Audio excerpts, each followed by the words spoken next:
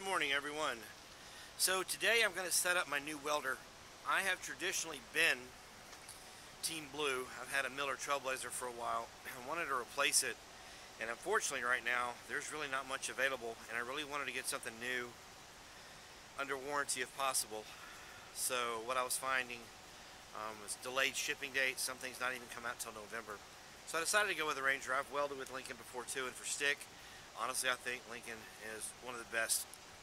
So just picked this up yesterday at my local welding supply, got a good price on it, and they took good care of me. So to show you kind of how it comes when it is brand new, nothing done to it yet. The little covers aren't over the lugs yet. I haven't put my little quick connect lugs on. I've got those, got a new set for my leads. And it does come with a battery, not connected. It does come with oil filled, of course no fuel. So I stopped, fueled it up, double checked the oil. So I'm going to go open up the back compartment, connect the battery, then I'm going to fire it up and run its first try. So the first thing is to pull the back cover off. There's only 6 screws that hold them on.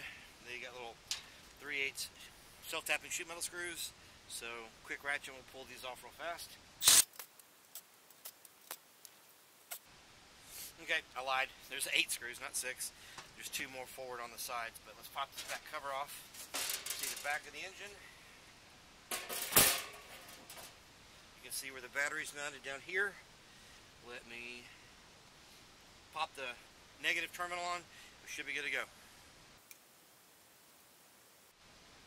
I'm going to do a quick bump on the ignition just to make sure everything's connected right. I'm not going to start it just yet.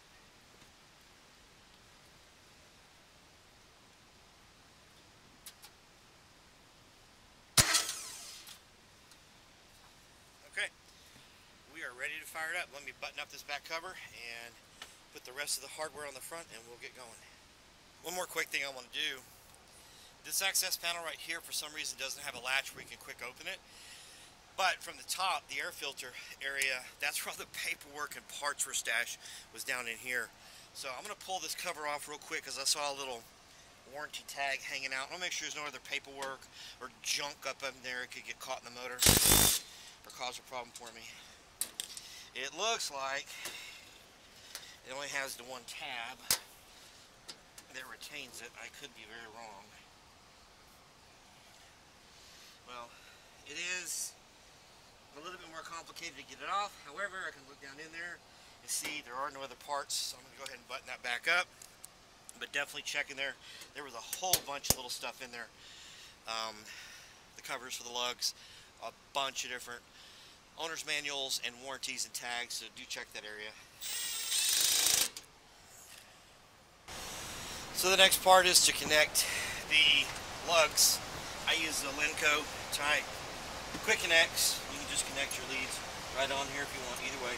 There are little protective covers over here too. We'll get those put on in a minute, but these are 3/4 inch nut, well, 3/4 inch socket or wrench size. And by the way, the metal screws, sheet metal screws on the body are a 3/8 screw. Excuse me, 3/8 socket or wrench size.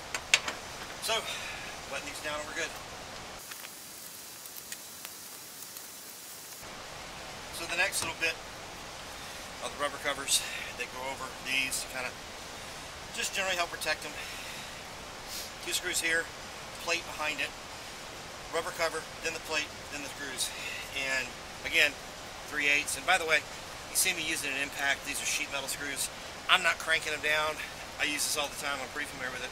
All I'm going to do when I tighten it up is just a quick buzz. Right snug. Just to make sure.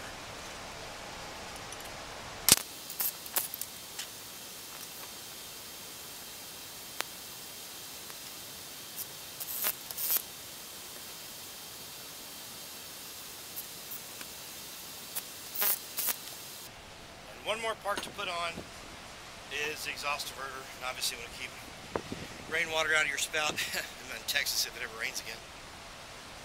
I actually had to take the bolt out and hammer this down onto here. It was really snug, but 9/16 inch wrench, and you can put this wherever you want it. In my case, it's going to be on a flatbed. This will be away from me, so this works right here. Alright, time to make it run. Everything's connected, buttoned up, ready to go. And of course the tank and the entire fuel system's empty. So it's going to take a minute. Probably give it 2 cranks. I don't want to just totally kill the battery on the first crank, but turn it on. Fuel gauge does come up. Not even showing hours yet. So, starting procedure. Choke. Kick it over. Start it.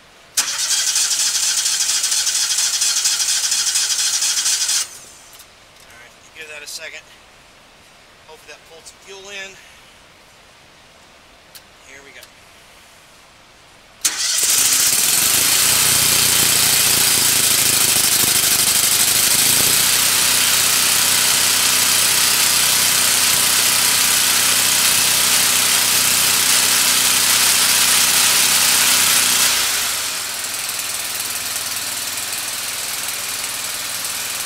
When I first started it, I kicked it to high idle, and I kicked it back to auto idle just now, which obviously it'll power up whenever a tool activates or starts welding or whatever. So I'm going to let it get about an hour of runtime on it, just kind of warm it up. And it does tell you to check the oil a couple times a day during use in the first 50 hours of braking. I've got to figure out exactly which breaker goes to which switch to check the breakers. And I got a little testing to do, so I'll run some test beats here in a little while and probably come back with another follow-up video on how she's doing. Thanks again for watching. I appreciate it. Y'all have a good day.